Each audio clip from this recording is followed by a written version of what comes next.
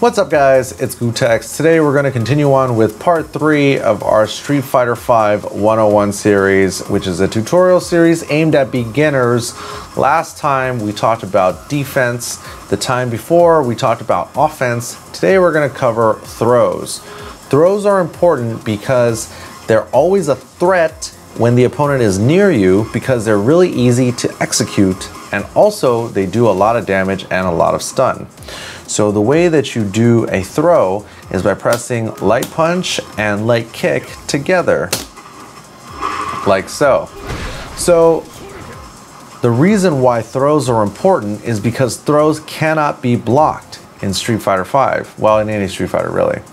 So that means that if the opponent is just sitting there blocking low, blocking high, or whatever, as long as you're within throw range, they're always vulnerable to being thrown unless they either get themselves out of that range quickly, hit you out of your throw before the throw comes out, or tech the throw by pressing light punch and light kick simultaneously within a couple of frames of your throw coming out. So here, let me demonstrate for you guys. First, let's talk about the range, right? So if you press throw, but you're not close enough, even though it looks like my hand is touching Ryu's hand and I should be able to throw him, like that's how this game works, right? No, that's not how it works. You actually have to be much closer. So the best way to judge the distance is by looking at the small training mode boxes on the floor. So you can see that me and dummy Ryu's feet are like 3 small training mode boxes away from each other. So as I inch closer, eventually I'll find a range where I can throw him. And you'll see that right here is the range. So you'll notice that, okay, here, let me first turn off the guard recovery action so I don't get hit every time.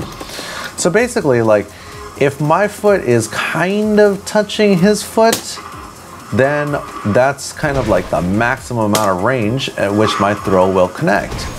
And you'll notice that it does 120 damage and 170 stun. Well, one thing to note is that back throws do a little bit more damage and a little bit more stun.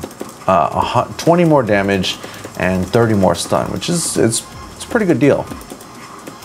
But basically you don't want to use back throw unless you're throwing them into the corner. Like for example, if you're like fighting around here and you get the knockdown and they get up and you're like, boom, back in the corner with you. That's a good use of back throw. If you have them cornered here and you throw them back that way, that's not a good use of throw. So you might say, okay, well, how do I even get into that range? Or, you know, am I just supposed to knock them down and then try to throw them as they get up?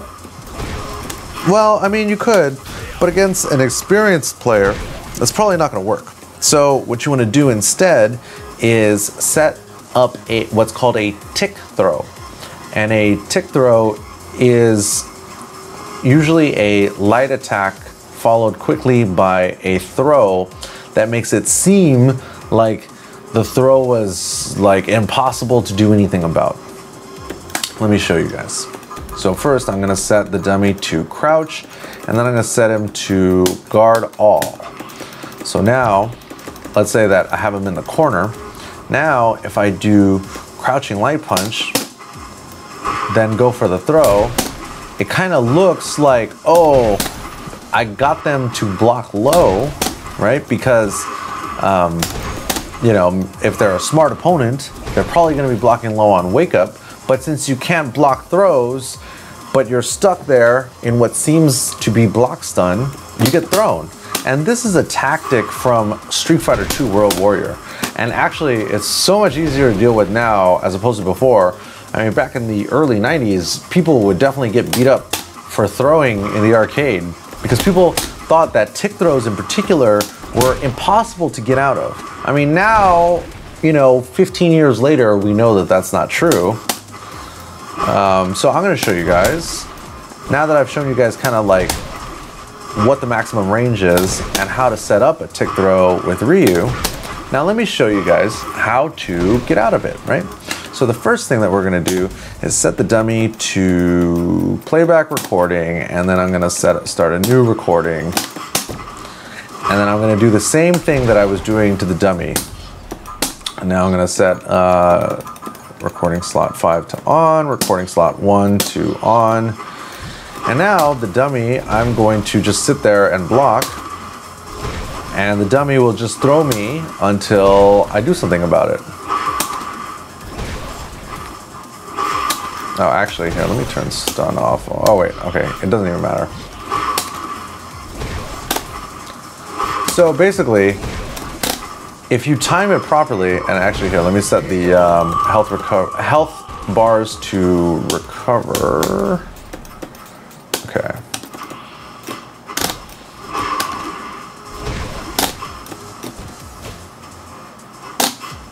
So you can see, if I time my crouching light punch perfectly, he's not going to be able to tick throw me. Now, if you want to get technical, it's because the startup of the throw is longer than the startup of the crouching light punch. So basically, I mean, without getting into too much detail, all you have to know is that this is like a valid way of getting out of a tick throw. But if you don't time it properly, you will get thrown. Because you can see right there, I'm not timing it properly, and I just get thrown over and over and over.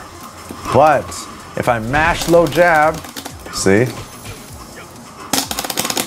And this is definitely not advisable, but it is effective. It's not pretty, but it works, you know? And, you know, obviously if you're a more intermediate or advanced player, you know that you're vulnerable to being frame trapped right there.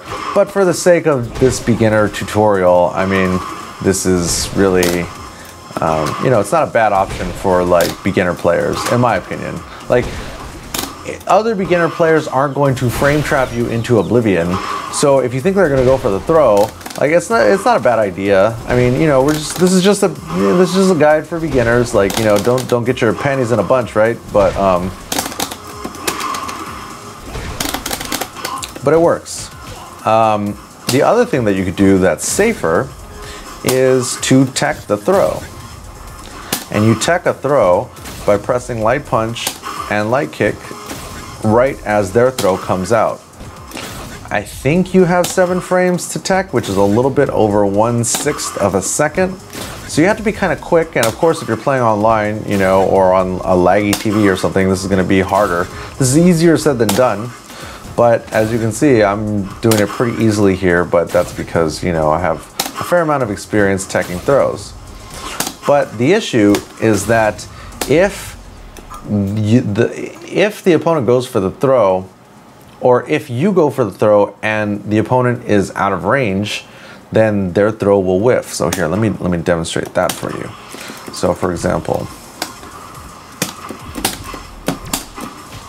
this is a simple throw bait. Some people call it the shimmy. Other people call it the Gootecks shimmy. I'm not gonna say it was me that invented it, but I did a fair amount of hitting people with it in Street Fighter 4. So as you can see right there, even though I'm blocking low, I still get thrown because my throw animation comes out. In previous in Street Fighter 4 in particular, you could, I'm not even going to talk about what you could do because it doesn't even matter anymore.